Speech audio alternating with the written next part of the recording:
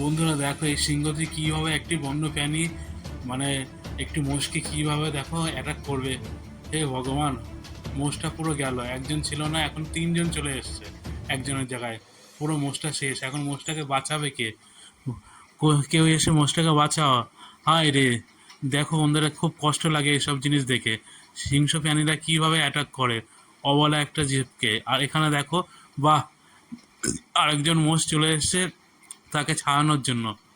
আর এখানে দেখো বাঘটা কিন্তু চুপচাপ বসে আছে, কিন্তু চুপচাপ বসে আছে। আর মোষগুলো এসে দেখো সিংহটাকে তাড়া করবে। দেখো, বাপরে বাপ, সব মোষের দল চলে এসছে।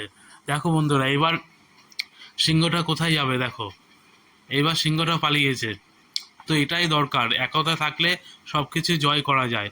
দেখো সিংহটা একবার পিছনে যাচ্ছে, আবার অ্যাটাক করার জন্য দেখছে যে কি করা যায়।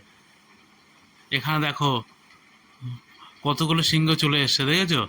মানে সিংহ ওদেরকে অ্যাটাক করার জন্য। তাও কিন্তু মোষের দলগুলো কিন্তু হার মানছে না। ওই দেখো সিংহর দিকে তাও তেড়ে যাচ্ছে। তা প্রত্যেকটা কাজে একতা দরকার, একতা না থাকলে পারবে না। ওরা একতা ছিল বলে তাই মোষটাকে বাঁচাতে পারলো। কিন্তু এই দেখো আবার অ্যাটাক করছে, পিছন দিয়ে অ্যাটাক করছে সিংহটা।